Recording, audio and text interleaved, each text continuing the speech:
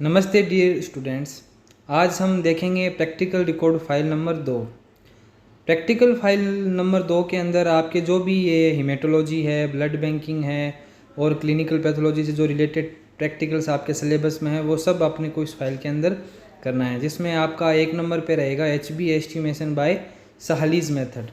तो इसके अंदर जितने भी अपने इंट्रोडक्शन है, प्रिंसिपल है, method, specimen, requirements, procedure, normal range और जो क्लिनिकल सिग्निफिकेंस है वो सब कुछ और डायग्राम समेत अपने को प्रैक्टिकल फाइल के अंदर इसको अच्छे से बनाना है। प्रैक्टिकल्स के अंदर जब मेन एग्ज़ाम हो जाएंगे उसके बाद में जब भी आपके प्रैक्टिकल्स होंगे उसमें HB एस्टिमेशन साहलीज मेथड आपको परफॉर्म करके दिखाना होता है। तो उसके अंदर अपने को ये जितनी भी नॉलेज है हीमोग्लोबिन से रिलेटेड, उसकी नॉर्मल रेंज, उसका जो क्लिनिकल सिग्निफिकेंस है वो सब हमें बेसिक पता होना चाहिए। प्रैक्टिकल को कैसे परफॉर्म करना है, कौन कौन से रिएजेंट काम में आने हैं, है ना, उसकी नॉर्मल रेंज क्या है, ये सब हमें पता होनी ही चाहिए। इसके अलावा आपका जो प्रैक्टिकल है परफॉर्म करने के लिए उसमें नेक्स्ट है टोटल ल्यूकोसाइट काउंट। तो टोटल ल्यूकोसाइट काउंट अपन कैसे काउंट करते हैं वो सब कुछ अपने को पता होना चाहिए। डिफरेंशियल ल्यूकोसाइट काउंट है नेक्स्ट, उसमें लीस्टमान स्टैंड आपको आनी चाहिए, है ना। और ब्लड ग्रुपिंग सिस्टम है ब्लड बैंक से रिलेटेड, तो वो अपने को पूरा परफॉर्म करके आना चाहिए। यूरिन एग्जामिनेशन है क्लिनिकल पैथोलॉजी का, तो वो भी अपने को आना चाहिए।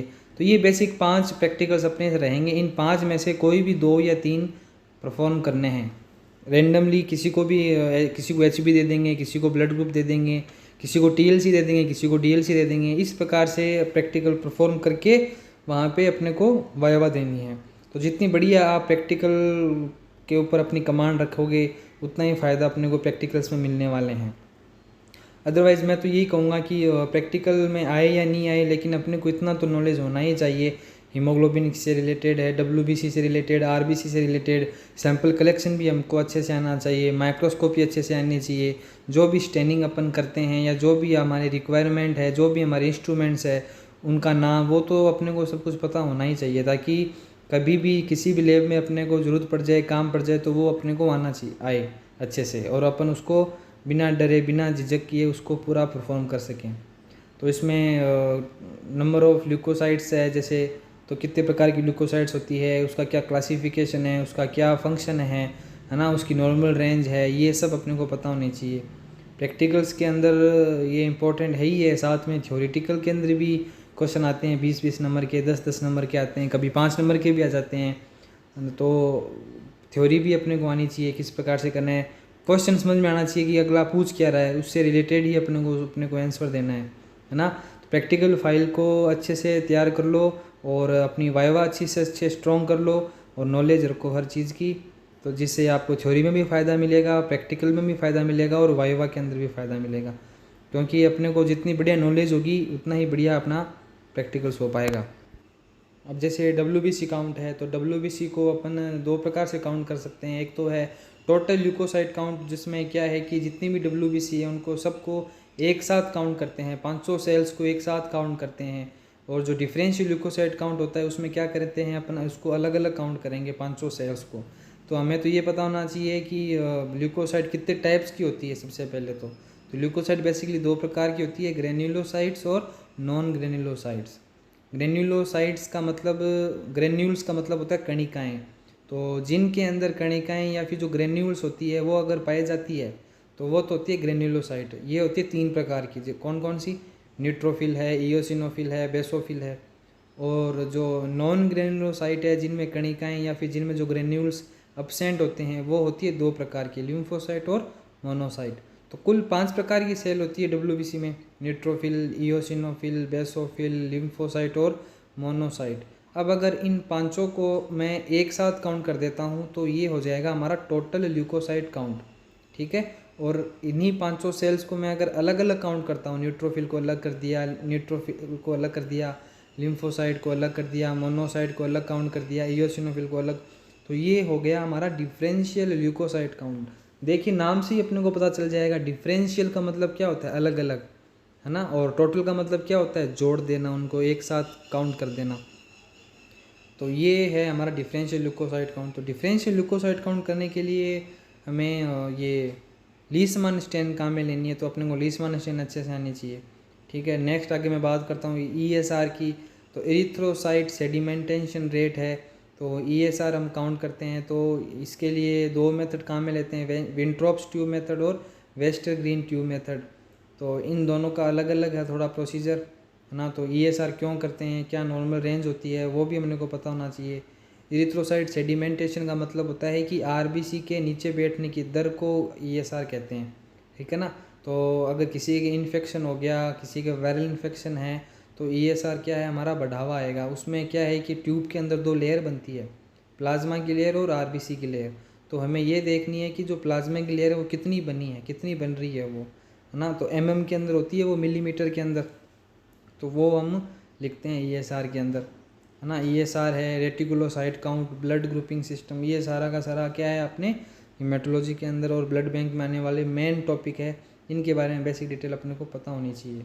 इसमें भी आपका सबसे पहला पॉइंट आता है इंट्रोडक्शन। तो कोई भी टॉपिक हो उसका इंट्रोडक्शन अपने को सबसे पहले लिखना ही है। इंट्रोडक्शन के बाद में नेक्स्ट आता है आपका प्रिंसिपल।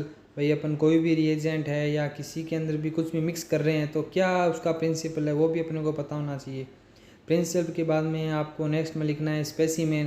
भाई कोई भी टेस्ट है उसको परफॉर्म करना है तो उसके लिए हमें कौन से स्पेसिमेन की ज़रूरत पड़ेगी, वो हमें लिखना है। स्पेसिमेन के बाद में नेक्स्ट आता है पॉइंट आपका रिक्वायरमेंट्स। कोई भी टेस्ट अपन कर रहे हैं उसके लिए हमें रिक्वायरमेंट की ज़रूरत है, क्या क्या उपकरण अपने को चाहिए, क्या क्या रिएजेंट हमें चाहिए, तो वो अपने को रिक्वायरमेंट्स के अंदर लिखना है। उसके बाद में नेक्स्ट पॉइंट आता है आपका प्रोसीजर। तो उस टेस्ट को अपन स्टेप बाय स्टेप कैसे कर रहे हैं, क्या उसका प्रोसीजर है, वो अपन को उसमें लिखनी है। प्रोसीजर के बाद में नेक्स्ट आता है आपका कैलकुलेशन। तो कुछ प्रैक्टिकल्स ऐसे होते हैं जिनमें कैलकुलेशन लगती है, फार्मूला लगता है, तो वो फार्मूला अपने को पता होना चाहिए। जैसे TLC में लगता है, इओसिनोफिल काउंट में लगता है, रेटिकुलोसाइट काउंट में लगता है, तो इनमें अपने को कैलकुलेशन लिखना है।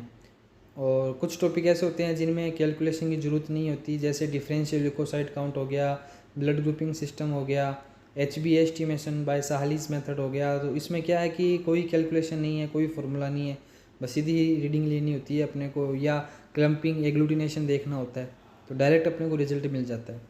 कैलकुलेशन के बाद में है हमारा नॉर्मल रेंज। तो कोई भी टेस्ट हो उसकी क्या नॉर्मल रेंज है वो अपने को पता होना चाहिए। नॉर्मल रेंज के बाद में लास्ट पॉइंट आता है आपका क्लिनिकल सिग्निफिकेंस। यदि अपना जो रिज़ल्ट है वो उस वैल्यू से हाई हो गया या फिर उस वैल्यू से डाउन हो गई, तो वो कौन कौन सी कंडीशन होती है, कौन कौन सी डिजीज़ेज होती हैं, वो अपने को पता होने चाहिए। तो ये सारे पॉइंट आपके रहेंगे, तो इनके बारे में अपने को पता होना चाहिए स्टार्टिंग से। Introduction, principle, specimen, requirements, procedure, calculation, normal range और क्लिनिकल सिग्निफिकेंस। तो ये सारे पॉइंट अगर अपने को पता है तो आपका बहुत ही अपने को फ़ायदा मिलेगा और प्रैक्टिकल्स को अपन बहुत ही अच्छे तरीके से परफॉर्म कर पाएंगे और हमारी वाइवा भी है वो अपने आप अच्छी हो जाएगी, ठीक है ना। आगे आपका नेक्स्ट टॉपिक रहेगा स्पोर्टिंग के बारे में। तो प्रैक्टिकल्स के अंदर अपने स्पोर्टिंग भी आ जाती है, तो स्पोर्टिंग के लिए अपने को सारे इंस्ट्रूमेंट्स का नाम, उसका यूज़ पता होना चाहिए। तो वो भी मैंने फर्स्ट और सेकंड जो वीडियो डाली थी वो अपने को पता होना चाहिए, कौन कौन से इंस्ट्रूमेंट है, कौन कौन से इंस्ट्रूमेंट हमारे काम में आते हैं लेबोरेटरी के अंदर। तो ये स्पोर्टिंग है, प्रैक्टिकल्स है, वाइवा, ये आपको जितनी अच्छी अपन कर पाएंगे उतना ही फ़ायदा अपने को मिलेगा। तो इस प्रकार से HB एस्टिमेशन हो गया, ल्यूकोसाइट काउंट हो गया, अपना ESR हो गया, आगे अपना रहता है एरिथ्रोसाइट काउंट। एरिथ्रोसाइट काउंट का मतलब क्या होता है, RBC काउंट, तो वो अपन कैसे करेंगे वो भी अपने को पता होना चाहिए। कौन कौन से पिपेट काम में आते हैं, RBC पिपेट हो गई, WBC पिपेट हो गई, है ना। कौन कौन से रिएजेंट काम में आते हैं, जैसे WBC काउंट करते हैं तो उसके लिए अपने को टरक्स फ्लूइड चाहिए, और RBC काउंट करनी है तो एरिथ्रोसाइट काउंट करनी है तो उसके लिए हमें हेम्स डाइल्यूटिंग फ्लूइड चाहिए, है ना। तो ये भी अपने को पता होना चाहिए। एरिथ्रोसाइट काउंट हो गई। एरिथ्रोसाइट काउंट के बाद में हमारा नेक्स्ट आता है रेटिकुलोसाइट काउंट, है ना। एंटीकोगुलेंट्स कौन कौन से होते हैं, ये सारे अपने को बेसिक नॉलेज पता होना चाहिए। तो ये हमारी प्रैक्टिकल फाइल है, इसको बढ़िया तरीके से अच्छे से इसको बनाओ, अच्छे से नॉलेज रखो। और मैं तो ये कहता हूँ सीखने पे ध्यान दो, जितने ज़्यादा आप सीखने पे ध्यान दोगे उतना ही फ़ायदा मिलने वाला है। क्योंकि काम एक्चुअली लैब के अंदर आप अगर 5 दिन भी रहोगे ना, तो मैं नहीं समझता कि आप नहीं सीख पाओगे। काम तो 5 दिन में सीख सकते हैं, लेकिन मेन चीज़ है आपको नॉलेज होनी चाहिए। आप जो भी प्रैक्टिकल, जो भी टेस्ट आप कर रहे हो उसकी क्या रेंज है, उसकी क्या उसका प्रिंसिपल है ना, वो क्यों हो रहा है, वो जांच अपन कैसे कर पा रहे हैं, क्या उसका फंडामेंटल रहने वाला है, तो वो अपने को पता होना चाहिए। जितनी ज़्यादा बढ़िया नॉलेज होगी उसका उतना ही अपने को फ़ायदा मिलेगा, पेशेंट को फ़ायदा मिलेगा। माइक्रोस्कोपी अपने को अच्छे से अच्छी आनी चाहिए, माइक्रोस्कोप के अंदर उसको फोकस करना अपने को आना चाहिए। लीस्मान स्टैन करने के बाद में जो स्लाइड है, जैसे मलेरिया की स्लाइड हो गई, WPC की स्लाइड हो गई, तो वो फोकस करना, उसको देखना, ये भी बहुत अच्छा काम है। आगे सेकेंड ईयर के अंदर आप आओगे तो सेकेंड ईयर के अंदर अपने हिस्टोपैथो का काम आता है ना। हिस्टोपैथोलॉजी के अंदर टिश्यू की स्टडी करते हैं, सेल्स की स्टडी करते हैं, तो उसकी भी स्लाइड बनती है, तो वो काम भी बहुत बढ़िया है, वो भी अपने को अच्छे से अच्छे आना चाहिए। तो जैसे जैसे आप इस फील्ड में आगे बढ़ोगे वैसे वैसे नई नई चीज़ें आपके आगे आएगी, तो इन्हीं सब चीज़ों को सीखने पे ध्यान दो। जितना बढ़िया आप सीखोगे उतना ही फ़ायदा मिलने वाला है, ठीक है ना। बढ़िया अच्छा सीखो, अपने अच्छे नोट्स बनाओ, फुल तैयारी रखो। पिछले जो 4-5 साल के जो पेपर हैं, RPMC जो डाल रही है, या अपने सीनियर से आप ले लीजिए, व्हाट्सएप पे मिल जाएंगे पिछले साल के पेपर। तो वो उन क्वेश्चन पेपर को देखो, किस प्रकार का क्वेश्चन अपने आ रहा है एग्ज़ाम के अंदर, कितने नंबर का आ रहा है, उससे क्या है कि थोड़ी आपको हेल्प मिल जाएगी। तो इस प्रकार से ना अपनी अच्छी तैयारी करके फिर एग्ज़ाम और प्रैक्टिकल्स दो, ताकि अपने को बहुत ही अच्छा फ़ायदा मिलेगा और बहुत ही अच्छा रिजल्ट मिलेगा, है ना। इसी के साथ में अपन आगे देखते हैं। तो ये रेड सेल इंडिसेस है अपना, तो जिसमें क्या है कि जो सेल्स होती है हीमोग्लोबिन से रिलेटेड होती है, कुछ MCV है, MCH है, MCHC है, उसके बारे में अपने को भी पता होना चाहिए, है ना। उनकी नॉर्मल रेंज है, उसकी फुल फॉर्म है, वो सब कुछ।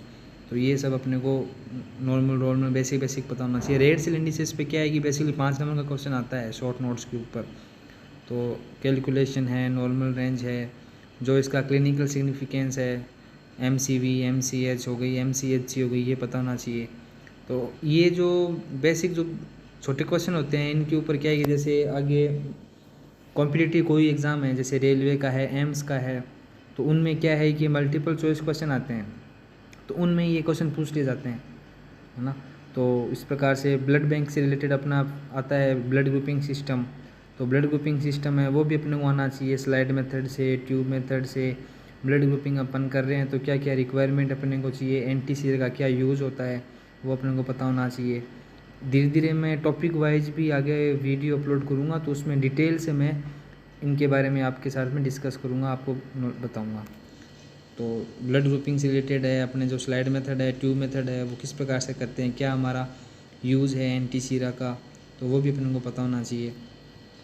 ब्लड ग्रुपिंग से रिलेटेड जो जैसे क्वेश्चन बनते हैं कई बार मल्टीपल चॉइस क्वेश्चन के अंदर अबसद में आते हैं क्वेश्चन। कोई भी कॉम्पिटिटिव एग्ज़ाम हो गया तो उसमें पूछते हैं कि भाई यूनिवर्सल डोनर कौन सा होता है, यूनिवर्सल रिसीवर कौन सा होता है। तो ये बेसिक डिटेल है, इनके बारे में जब आपको पता होगा तो आप कर पाओगे उसको अच्छे से।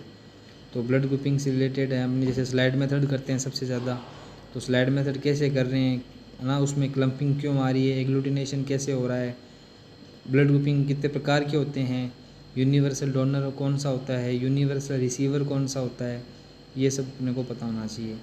तो ब्लड बैंक से रिलेटेड है, तो जैसे ब्लड ट्रांसफ्यूजन के अंदर क्या है कि ब्लड ग्रुपिंग काम में आती है हमारे। तो जो भी अपन ब्लड ट्रांसफ्यूजन करते हैं तो सेम ब्लड ग्रुप होना चाहिए, तो वहाँ पे अपनी जो ब्लड ग्रुपिंग है वो एकदम एक्यूरेट होनी चाहिए।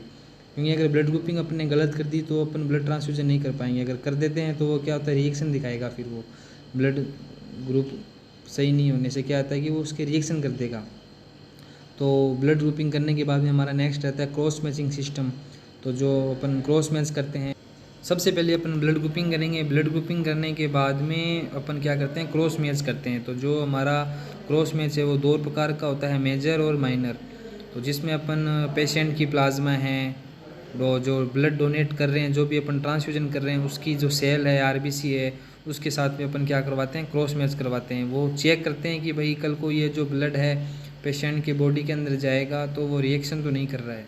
उसको चेक करने के लिए हमें क्रॉस मैच की ज़रूरत पड़ती है।